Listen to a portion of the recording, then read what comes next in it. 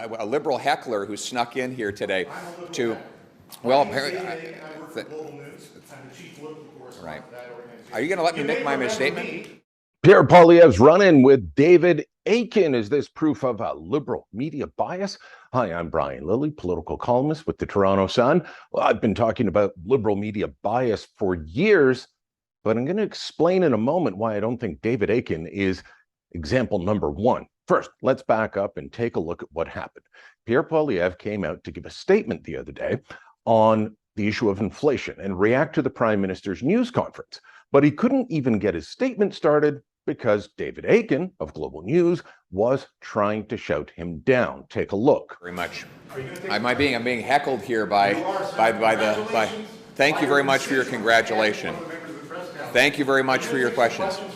Now, whether we look at the official angle or the alternate angle that CTV posted online, where you can see Akin being agitated, doesn't matter which way you look at it, it doesn't look good for David Akin in this moment.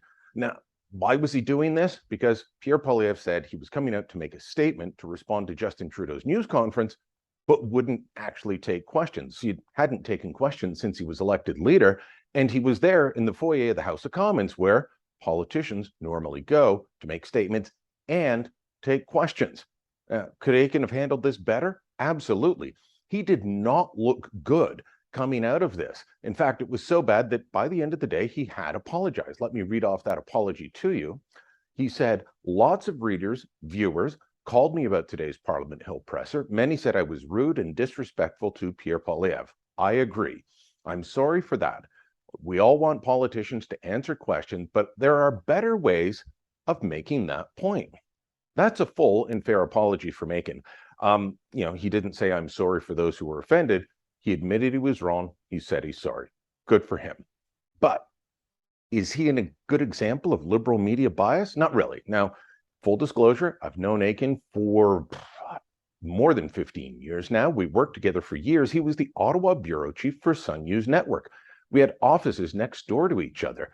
So I've known him a long time. And until this, the most controversial thing you could say about David Akin was he's Anglican. I know it's a joke, but that's how bland he is. There was not much. He's an interesting guy, but he doesn't court controversy. This was Akin on a bad day. Now, is there a liberal media bias in the parliamentary press gallery? Yes, just like there is in most newsrooms. Now, I know all the people that dispute this say newspapers all endorse conservatives at election time.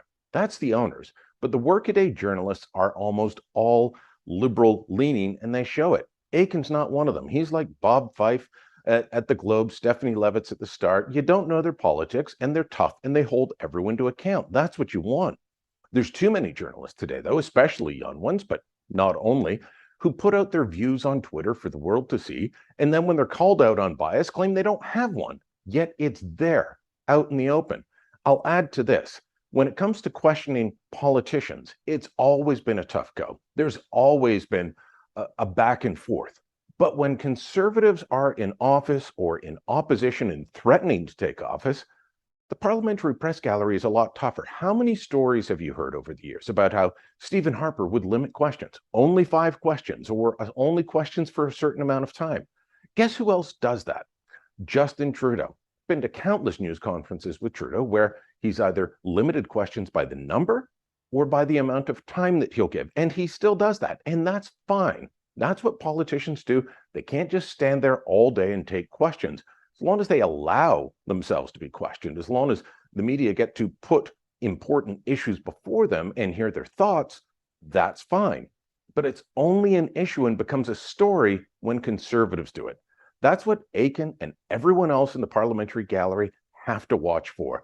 Are they being fair? Are they treating each politician in the same way? Pierre Poilievre has just now become leader of the opposition. He's got to do his part, and he's going to fight. He's going to fundraise off this, which he did. Don't think he should have, but he did. He's going to do his thing. My advice to the media is treat him fairly. Treat him the way you would Justin Trudeau or any other politician that you tend to agree with, because up until now, that hasn't been happening to conservatives. And while I don't think David Akin is the example, this won't help in claiming that there is no liberal media bias. Let me know what you think. Drop a comment down below, share this on social media, and don't forget to subscribe to our channel.